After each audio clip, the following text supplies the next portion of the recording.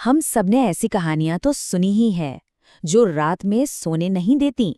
तो आज हम एक ऐसी ही क्लासिक कहानी the baby sitter and the clown doll को परत दर परत खोल के देखेंगे।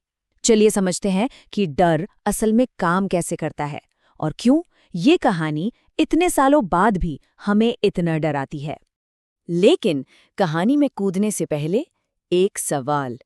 कभी सोचा है कि एक मामूली से दिखने वाली डॉल इतनी अनसेटलिंग, इतनी डरावनी क्यों हो सकती है? इस सवाल का जवाब पता है कहाँ है? वो इसी कहानी के दिल में छुपा हुआ है और आज हम उसे ढूंढ निकालेंगे।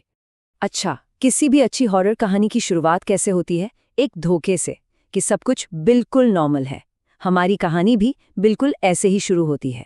एक बिल्कुल आम सी रात, एक घर जो एकदम सेफ लगता है, पर हम सबको पता है ना कि ये शांति ज्यादा देर टिकने वाली नहीं है। तो देखिए, शाम की शुरुआत होती है। 8:10 पर हमारी बेबी सिटर समारा घर पहुंचती है। 9:30 बजे तक दोनों बच्चे बिस्तर में जा चुके हैं और रात के 10:30 बजे तक पूरे घर में शांति है और समारा टीवी देख रही है। मतलब एक परफेक्ट बोरिंग रात। कम से कम उससे तो ऐसा ही लग रहा है। और यही नॉर्मल लगना कहानी का सबसे बड़ा हथियार है। एक शांत घर, सोते हुए बच्चे, ये सब एक सेफ्टी का बबल है। एक ऐसा भ्रम जो बस कुछ ही देर में टूटने वाला है।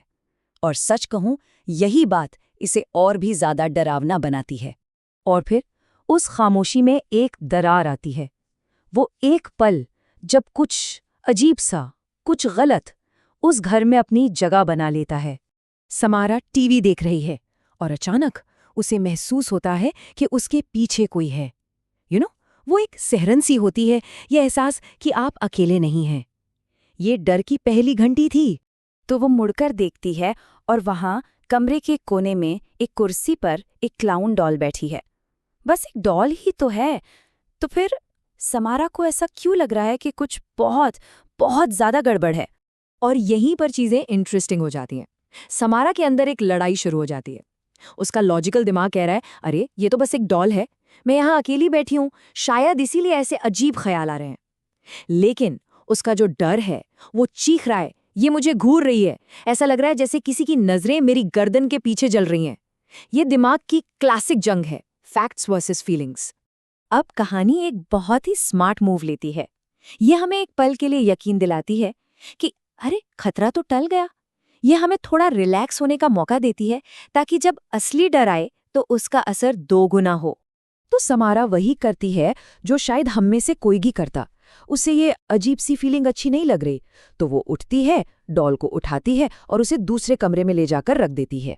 Problem out of site, out of mind. Simple है ना? और पता है क्या, एक पल के लिए ये काम कर भी जाता है। जैसे ही डॉल नजरों से दूर होती है, समारा को काफी रिलैक्स्ड और कंफर्टेबल महसूस होता है। वो सारी अजीब फीलिंग्स गायब हो चुकी थी। घर एक बार फिर से सेफ लगने लगा था। और ठीक तभी फोन की घंटी बजती है। एक बिल्कुल नॉर्मल सा फोन कॉल जो इस शांत रात को एक बुरे सपने में बदलने वाला है। चलिए इस बातचीत को सुनते हैं वर्ड फॉर वर्ड। फोन पर है मिसेस पीटर, बच्चों की माँ। वो बस एक रूटीन चेक इन कर रही हैं। हाय समारा, सब ठीक तो है? बच्चों को टाइम पे सुला दिया था? उनकी आवाज में कोई टेंशन नहीं है, सब कुछ एकदम नॉर्मल। समारा जवाब देती है, हाँ मिसेस पीटर, सब ठीक है। और फिर बातों बातों में वो उस डॉल का जिक्र कर देती है, बिल्कुल कैजुअली, जैसे ये कोई बड़ी बात ही ना हो।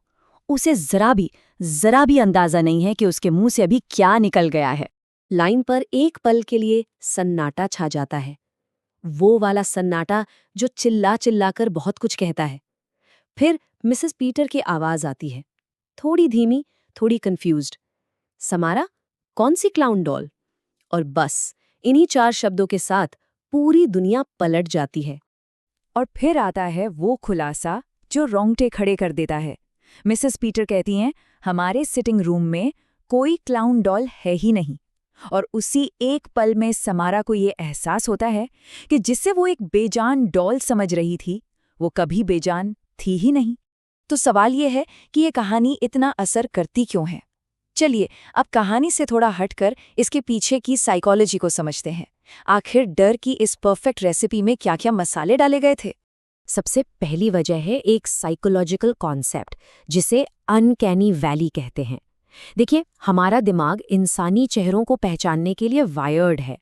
लेकिन जब कोई चीज़ लगभग इंसान जैसी दिखे, पर पूरी तरह से नहीं, जैसे कि एक क्लाउन डॉल जिसकी मुस्कान एकदम फिक्स है, आंखें बिल्कुल खाली हैं, तो हमारा दिमाग एक एरर सिग्नल भेजता है।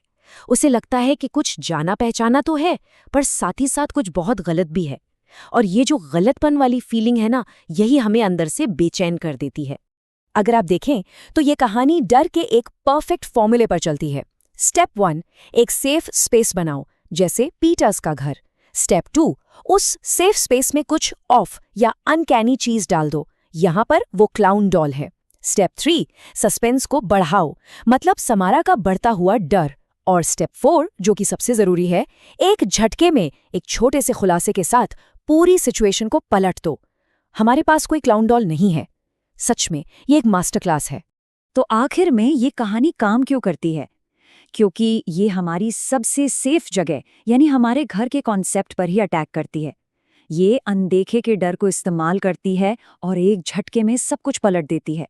लेकिन शायद सबसे डरावनी बात यह है कि कभी-कभी दरवाजे पर ताला लगाने से कोई फायदा नहीं होता, क्योंकि खतरा पहले से ही घर के अंदर मौजूद होता है। कहते हैं सबसे अच्छी हॉरर स्टोरीज वो होती हैं जो मॉन्स्टर को कभी दिखाती नहीं है। और ये कहानी हमें एक ऐसे ही सवाल के साथ छोड़ जाती है।